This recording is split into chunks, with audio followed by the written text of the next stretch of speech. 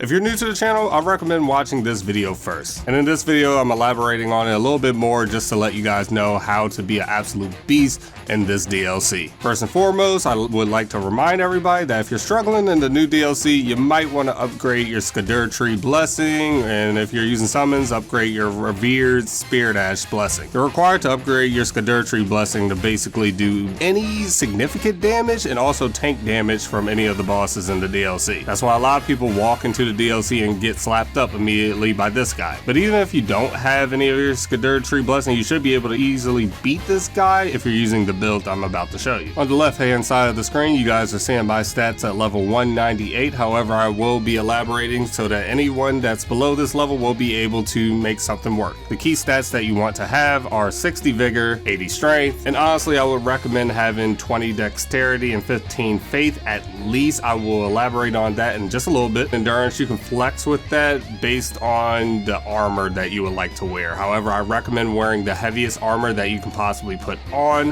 while being able to medium roll. I will not be showing you how to obtain all of the weapons or the talismans that I have in this video, but I will have links to show you how to get them in the description. Starting off, we're using the Greatsword. This is good old reliable. Equip the Ash of War Giant Hunt and I promise you're about to just dominate this DLC, especially when you're fighting a humanoid enemy. Most humanoid enemies easily stagger in this game, and Giant Hunt exposes that very much. You can literally spam this against a whole lot of the bosses in the DLC and you honestly, you just won't get touched. It does very heavy stagger damage, and it also, straight up does a ton of damage. For your seal, honestly, I was using a finger seal, but if you want to be the most optimal person in the world, you should use a claw mark seal. It's a rare trinket which allows incantations to be scaled with strength. And guess what build you're going for? The main use of this seal is going to be for Flame Grant Me Strength and Flame Cleanse Me. The next thing you would like to have on your offhand is either going to be Serpent God's Curved Sword, or you would like to just have a shield of your choice. The reason why Serpent God Curved Sword is something that you keep on your hip is because after you kill an enemy, you get health back. You never have to upgrade this thing, you never need to actually use it, you just want to have it on your hip. While you are two-handing the Greatsword. And in situations where you would like to have a little bit more defense, of course you want to pull out your shield. If you guys want to know what shield I use the Banished Knight shield with no Ash of War. That way I can just use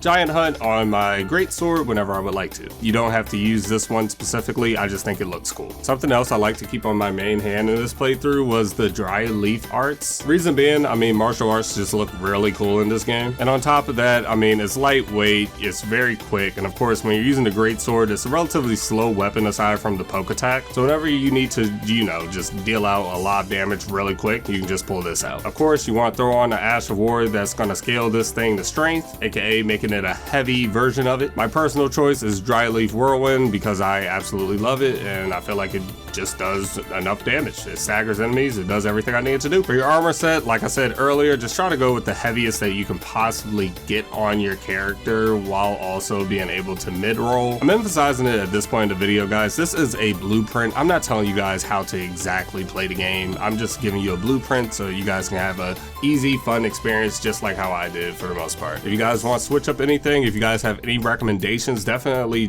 drop what you're thinking down below in the comment section. But for the talismans, you want to run the Great Jar's Arsenal, you want to run Erdtree's Favor +2, Shard of Alexander, and on that last slot you can kind of flex. I normally run the two-handed sword talisman, and that's for obvious reasons, but honestly you can use whatever other talisman on that fourth slot that really helps out your playstyle. Some good recommendations would be the Carian Filigreed Crest, I don't know how to pronounce that. You could run the Scar Scourge Heirloom, which raises your strength by 5, or you could run any of the defensive talismans. For your Flask of Wondrous Physick, you want to run the Up Lane Hard Tier and the Crimson Bubble Tier. This thing is great because it temporarily boosts all damage negation. I'm pretty sure this lasts for about 3 minutes, and your Crimson Bubble Tier, this could literally be the thing that keeps you alive. I'm sorry if you hear them cutting grass, but yeah, that is the build. Oh, last thing before I go, the reason why I believe you should get around 20 dex is so that you can use the Dragon Hunter's Great Katana. This also will allow you to use the regular Great Katana. These weapons are both really good, especially the Dragon Hunter's Great Katana whenever you need to fight a dragon.